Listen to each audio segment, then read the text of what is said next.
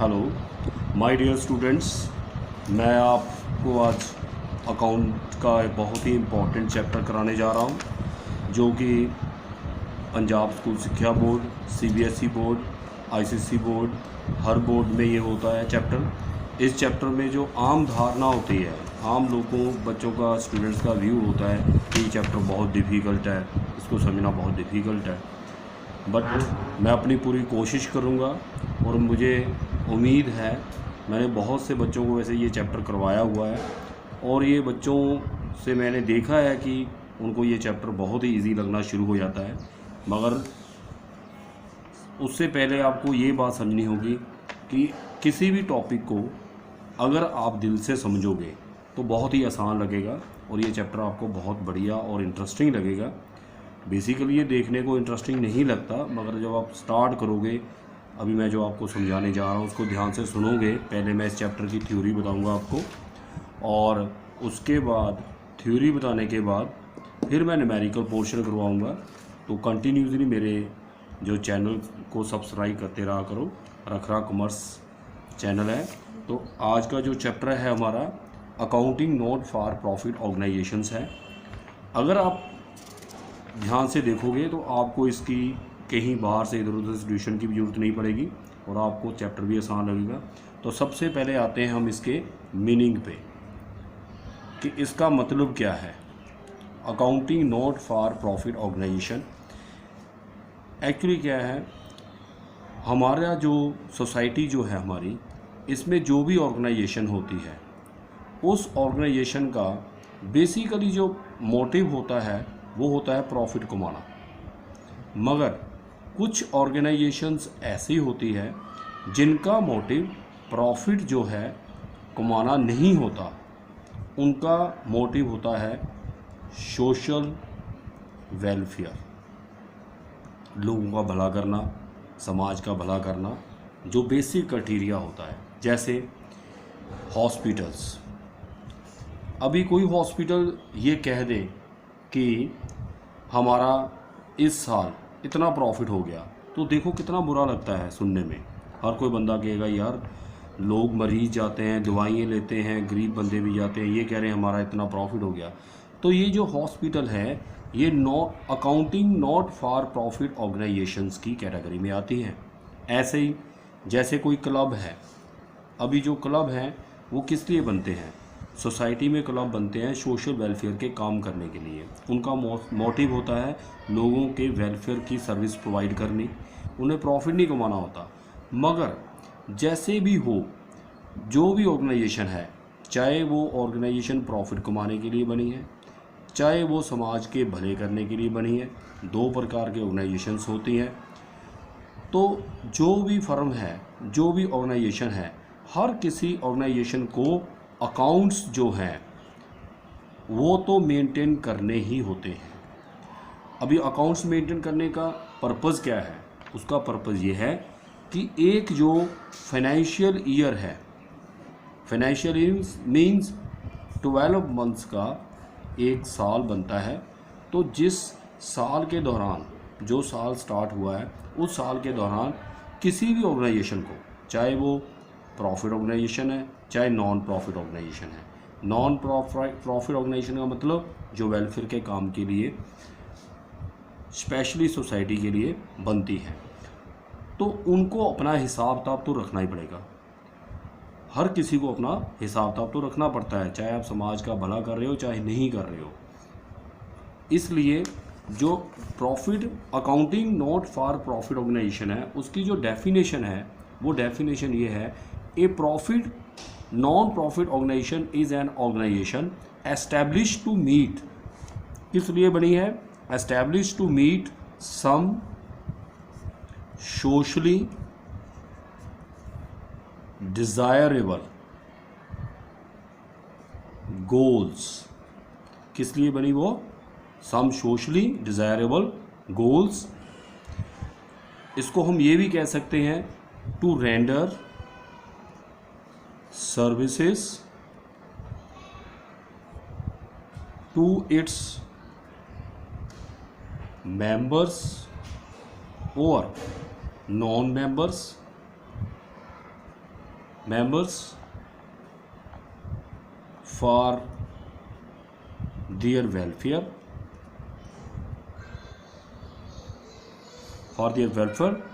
and the main aim is not to earn profit।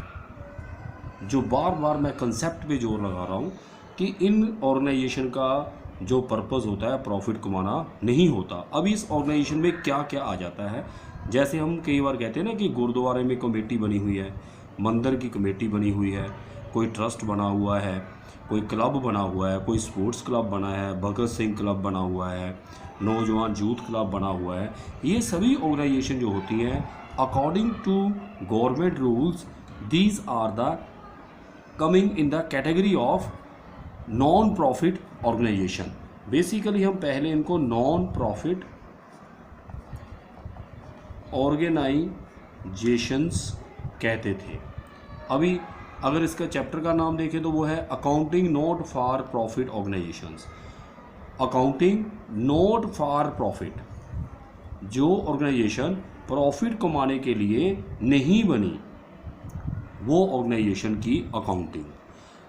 अभी जैसे कि आप +1 में पढ़ते हो कि आप फाइनल अकाउंट करते हो, +1 में पढ़ते तो फाइनल अकाउंट करते हो, उसमें आपके क्या आता है, एक होता है ट्रेडिंग अकाउंट, कई बार मैन्युफैक्चरिंग अकाउंट भी होता है, उसके साथ 1 नंबर पे ये होता है, 2 नंबर पे आ जाता है आपका प्रॉफिट एंड लॉस अकाउंट, तीसरा आ जाता है बैलेंस शीट।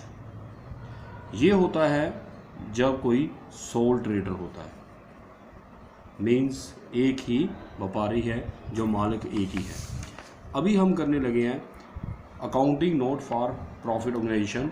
तो ये जो हैं इनके कई मेंबर होते हैं, ये सभी मेंबर आपस में डिसाइड करते हैं कि कोई हमने बिजनेस शुरू करना है, तो उसके लिए ये सभी बंदे, ये जो मेंबर्स होते हैं, ये कंट्रीब्यूट करते हैं थोड़ा थोड़ा पैसा। जैसे इसमें क्या था, मालिक पैसा लगाता था तो उसको हम कैपिटल कह देते थे। अभी क्या है कि जो ये मेंबर्स हैं, चाहे इसके अपने मेंबर हैं, चाहे बाहर से कोई नॉन मेंबर जो है, चाहे वो मेंबर नहीं है, वैसे कोई डोनेशन दे देता है, तो ये सारे बंदे पैसा लगाते हैं। तो जो ये पैसा लगाएंगे तो इसको हम कैपिटल नहीं कह सकते, क्योंकि ये एक बंदे ने पैसा नहीं लगाया, तो इसको हम कहते हैं कैपिटल फंड। तो आगे जाके हम कई टर्म्स पढ़ेंगे तो उसमें ये आ जाएगा। बेसिकली मैं इस वीडियो में आपको सिर्फ थ्योरी के बारे में बताऊंगा। तो मैंने आपको पहले ये बता दिया कि नॉन प्रॉफिट ऑर्गेनाइजेशन क्या होती है, तो इसकी फीचर्स क्या क्या हैं। नॉन प्रॉफिट ऑर्गेनाइजेशन जो हमने किया है चैप्टर स्टार्ट, तो इसकी फीचर्स क्या क्या हैं। फीचर पे आओ तो इसकी डेफिनेशन से ही क्लियर हो जाता है। सबसे पहले जो इसकी फीचर्स हैं, नंबर 1 पे है सोशल ऑर्गेनाइजेशन। सोशल ऑर्गेनाइजेशन, तो स्टूडेंट्स मतलब वो ऑर्गेनाइजेशन जो समाज से जुड़ी हुई है, जो समाज के भले के लिए, जो गरीब हैं, जो नीडी हैं पीपल, उनको एजुकेशन देने के लिए, उनका वेलफेयर करने के लिए। जैसे कई बार आप सुनते हो ना कि कोई लैब खुली हुई है, वो कम रेट पे टेस्ट करती है, कोई हॉस्पिटल खुला हुआ है, वो चैरिटेबल हॉस्पिटल है, तो ऐसी ऑर्गेनाइजेशन सारी। दूसरे नंबर पे आ जाता है, इसकी फ़ीचर ये है, इसको हम कहेंगे नॉन प्रॉफिट ऑर्गेनाइजेशन। मतलब फीचर्स का मतलब होता है विशेषताएं। किसी चीज़ की विशेषताओं का मतलब होता है कि उसकी विशेषताओं से पता चलता है कि वो क्या है। ऐसे ही दूसरा पर्पज़ है, इसकी विशेषता ये है कि सर्विस मोटिव, इसका सबसे बड़ा उद्देश्य, जो एम कह सकते हो, क्या है, सर्विस करनी है। सर्विस मीन्स सेवा करनी है। आगे है sources of finance. Sources of finance, अभी मैं पिछली वीडियो में आपको बता के हटा था कैपिटल फंड, ये टर्म मैंने बताई थी आपको कैपिटल फंड। तो ये capital fund sources of finance में आता है कि इनके सोर्सेज क्या होते हैं, ये संस्थाएं चलती कैसे हैं, ये चलती हैं लोगों की डोनेशन से, लोगों की डोनेशन से प्लस जो उनके रूल रेगुलेशन होते हैं, उस रूल रेगुलेशन से जो उन्हें पैसा मिलता है। जैसे मान लो जो भी मेंबर्स बनते हैं इनके, तो वो जो मेंबर्स बनते हैं वो एडमिशन फ़ीस देते हैं इनको जब क्लब ज्वाइन करते हैं, एडमिशन फ़ीस देते हैं, उसको हम एंट्रेंस फ़ीस भी कह देते हैं। उसके बाद हम कई बार क्या देखते हैं कि इससे ज़्यादा पैसा इकट्ठा नहीं होता, तो क्या करते हैं एक एनुअल फंड वो क्रिएट कर लेते हैं कि हर कोई मेंबर 100 रुपया, 200 रुपया, 1000 रुपया, जितना भी आपस में मेंबर्स ने डिसाइड कर लिया हर साल देगा। तो वो सारी कलेक्शन हो जाती है, तो उसको कहा जाता है कैपिटल फंड। उसको इकट्ठा करके एक फ़ंड क्रिएट कर दिया जाता है जिसको हम कहते हैं कैपिटल फंड। इसके बाद इसकी फोर्थ जो करैक्टरिस्टिक्स है वो है not profit earning purpose, no profit earning objective. इसका जो ऑब्जेक्टिव है प्रॉफिट कमाना नहीं होता। और फिफ्थ होता है अकाउंट्स, ठीक है। इस फिफ्थ अपने पास कंसेप्ट है अकाउंट्स। अकाउंट्स में क्या होगा कि जो भी ऑर्गेनाइजेशन बनी होती है उसमें उन्होंने जो अकाउंट्स बनाने होते हैं, नंबर 1 पे बनता है receipts and payment account, receipts and payments account. दूसरा अकाउंट बनता है इनकम एंड एक्सपेंडिचर अकाउंट। ये मैं पूरी डिटेल में आपको नेक्स्ट वीडियो में बताऊंगा, अलग अलग टॉपिक डिस्कस करेंगे। Third one is balance sheet. अभी जो अकाउंट्स बनाएंगे ये इसकी विशेषता है नॉन प्रॉफिट ऑर्गेनाइजेशन की। इनके जो अकाउंट्स हैं 3 तरह से बनते हैं, receipts and payment account, income expenditure account and balance sheet. जो रिसीट्स एंड पेमेंट अकाउंट होती है, जैसे कि आप +1 में कैश बुक पढ़ते हो, सेम वही चीज़ होती है, सेम टू सेम।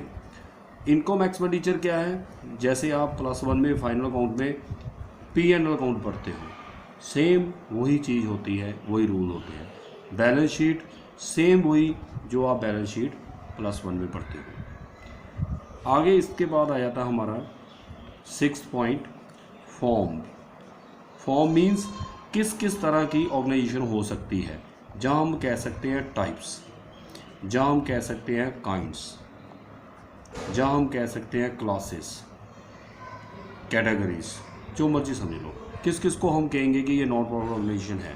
इसमें जैसे समाज के भले के लिए जो बनती हैं, सोशल वेलफेयर के लिए जो बनती हैं, उस कैटेगरी में आ जाती हैं कई संस्थाएं, जैसे लायंस क्लब, कोई और क्लब, भगत सिंह क्लब, ऐसा कुछ भी। अभी कई आ जाती हैं स्पोर्ट्स वेलफेयर, कि स्पोर्ट्स के काम के वेलफेयर के लिए। ऐसे ही कई एजुकेशनल होती हैं, एजुकेशनल वेलफेयर के लिए, मीन्स जो बच्चे गरीब हैं, पढ़ नहीं सकते, उनको एजुकेशन प्रोवाइड करने के लिए बनती है, और कोई इन्होंने काम नहीं करना। ऐसे ही चैरिटेबल, कई बार हम कहते हैं कि चाहे कोई डिस्पेंसरी खुली है किसी गुरुद्वारा, मंदिर कहीं में, किसी धार्मिक स्थान पे, तो वो जो होती हैं इस कैटेगरी में आती हैं। इसके अलावा नॉन प्रॉफिट ऑर्गेनाइजेशन में हॉस्पिटल्स वगैरह भी आ जाते हैं। ये सभी इसकी एक टाइप्स हैं, इसकी फीचर का पॉइंट है। इसके बाद 7th पॉइंट आ जाता है फंडिंग, कि इनको पैसा कहाँ से आएगा। अभी ऐसे होता है कि लोग भी दान वगैरह कर देते हैं, डोनेशन करते हैं। जो डोनेशंस वगैरह होती हैं उनकी आगे कैटेगरी 2 हो जाती है। कई बार कोई पर्सन डोनेशन कर रहा है, वैसे ही उसने कहा कि मेरे इतने पैसे अपनी संस्था के लिए मेरे को स्लिप काट के दे दो, आप पैसे रख लो, वो कह देते हैं हम जनरल डोनेशन। अभी इसके बारे में मैं आपको डिटेल में बाद में बताऊंगा नेक्स्ट वीडियो में। एक होती है स्पेसिफिक डोनेशन। अभी स्पेसिफिक डोनेशन क्या है कि किसी, मान लो हमारी जो बिल्डिंग में कोई कमरा बन रहा है, स्पेशल रूम बन रहा है, उस रूम को पूरा करने के लिए किसी ने पैसा दे दिया, तो उसको हम स्पेसिफिक डोनेशन कह देते हैं। वो जो डोनेशन होगी हम कहीं और नहीं खर्चेंगे, सिर्फ उस रूम बनाने को खर्चेंगे। जहाँ किसी ने फर्नीचर के लिए दे दी या पंखे लगाने के लिए दे दी, तो वहाँ पे करेंगे खर्च, और कहीं नहीं करेंगे। इसे कहते हैं हम फंडिंग की पैसा कहाँ से आ रहा है। इसके बाद हमारे पास जो टॉपिक आ जाता है वो टॉपिक आता है difference between non profit organisation and profit organisation. Non profit organisation and profit organisation ये भी इम्पॉर्टेंट है। Difference between profit organisation not profit organisations, दोनों में जो डिफरेंस क्या है। तो अभी ये आप थ्योरी है, आप बुक वगैरह पढ़ के देखो तो आपको काफ़ी क्लियर हो जाएगा। तो इसमें ज़्यादा कोई इतना डिफ़िकल्ट नहीं है, तो आप बुक्स वगैरह में बहुत बढ़िया दिया होता है डिफरेंस, आप कर लेना। मेन जो डिफरेंस का बेसिक पॉइंट क्या है कि ये ऑर्गेनाइजेशन जो होती है, प्रॉफिट ऑर्गेनाइजेशन का मतलब होता है कि प्रॉफिट कमाने के लिए बनी है। आम जो बिजनेसमैन, दुकानदार, कंपनी है, इनका मेन मकसद होता है प्रॉफिट कमाना। मगर जो नॉन प्रॉफिट ऑर्गेनाइजेशन है, जो चैप्टर हम कर रहे हैं, तो इसका जो मकसद क्या होता है, इसका मकसद होता है वेलफेयर करना। अभी इसके हिसाब से ही इसमें हम आगे पॉइंट कर लेंगे कि ये अकाउंट्स कैसे मेंटेन करते हैं। जैसे हम बेसिकली करते हैं trading account, P&L account, balance sheet. अब इसमें क्या होता है, मैंने अभी जो पहले जिस वीडियो को मैं आपको पढ़ा रहा हूँ, इसी में मैंने आपको बताया था income expenditure account, receipts and payment account, फिर बैलेंस शीट, फिर कैपिटल, पैसा कहाँ से आएगा, ये मालिक लगाते हैं, इसमें मेंबर्स लगाते हैं। इसके बाद आगे हमारे पास आता है फाइनल अकाउंट। तो मैंने आपको बता दिया, आप बेसिकली ये बुक में भी दी होती है थ्योरी। आगे पॉइंट जो मेन करने वाला अपना पॉइंट है, इसका हमारे पास आएगा receipts and payment account. Receipts and payment account. अब इसके बारे में आपको मैं थोड़ा क्लियर कर दूं इस पॉइंट के बारे में कि ये जो रसीट्स एंड पेमेंट अकाउंट होता है, ये जैसे आप +1 में कैश बुक पढ़ते हो, वही कैश बुक है। मीन्स जो भी रसीट्स, जो भी पेमेंट्स आपने एक साल के दौरान, 1 ईयर के दौरान आपने जो भी कुछ रिसीव किया, जो भी पेमेंट्स आपने दी, वो सभी का आप इसमें रिकॉर्ड करते हो। इसका जो स्पेसिमन है, आम तौर पर हर बुक में स्पेसिमन दिया होता है रसीट्स एंड पेमेंट अकाउंट का। तो आपने ये अच्छे तरीके से इसको लर्न कर लेना है कि रसीट साइड पे क्या क्या आएगा, पेमेंट साइड पे क्या क्या आएगा। तो जब ये आप इसका प्रोफॉर्मा देखोगे तो उसमें 2 कैटेगरीज होती हैं जो भी आप पढ़ोगे। जो पेमेंट्स हैं वो इस साइड पे आएंगी, इस साइड पे आपके आएगा रसीट्स। जो पेमेंट्स हैं उनकी 2 कैटेगरी बन जाती है, 2। सबसे पहले आपकी रेवेन्यू पेमेंट, रेवेन्यू पेमेंट्स। इसके आगे कई पॉइंट होते हैं, वेजेस जो भी है, कई पॉइंट्स आप पढ़ोगे तो आपको पता चलेगा। ये बुक का आप ये स्पेसिमन अपनी बुक में, किसी भी बुक में देख लो। दूसरी चीज़ होती है कैपिटल पेमेंट्स।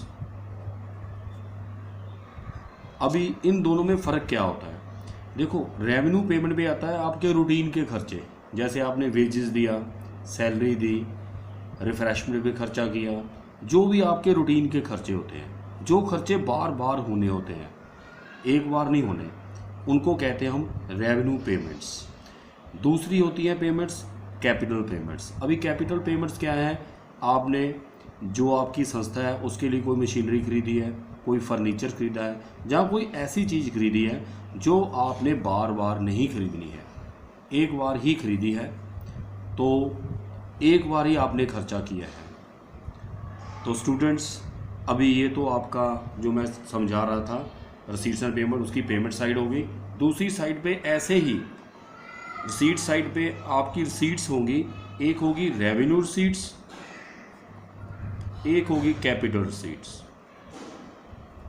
अभी सेम प्रोसीजर, आपने जो भी रूटीन की रिसीव की है, कोई भी अमाउंट आप रिसीव करते हो, जैसे सब्सक्रिप्शन रिसीव कर रहे हो, जो रूटीन में आप रिसीव करते रहते हो, जो रूटीन में रिसीव करते रहोगे आपको, वो यहाँ पे आएंगी। जो आपने कभी कभार खरीदना रिसीव करनी है, जैसे मान लो मशीनरी है, आपने मशीनरी 10 साल के बाद बेचनी है, 5 साल के बाद बेचनी है, सेल ऑफ मशीनरी, वो यहाँ पे आएगी। ऐसे कोई ऐसी रिसीट जो कभी कभार होनी है, रूटीन में नहीं होनी, वो यहाँ पे आएगी। और जो रूटीन में आती रहती है आपकी वो यहाँ पे, जैसे सब्सक्रिप्शन रिसीव की, डोनेशन रिसीव की, जो भी है।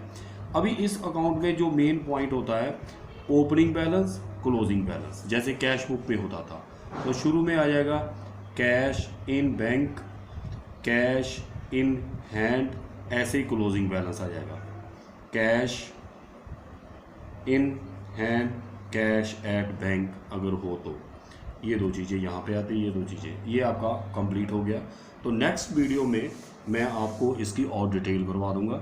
आप मेरा जो चैनल है रखरा कॉमर्स को ज़्यादा से ज़्यादा सब्सक्राइब किया करो। और मेरे ख्याल से आपको ये टॉपिक बहुत बढ़िया लगा होगा। पहले तो आप मेरे टॉपिक को 2-3 बार सुन लो, फिर आप बुक में देखना, आपको बहुत इंटरेस्टिंग लगेगा। तो नेक्स्ट वीडियो में आपको अगला जो इनकम एक्सपेंडिचर जो भी है वो मैं आपको डिटेल में बता दूँगा। Thank you.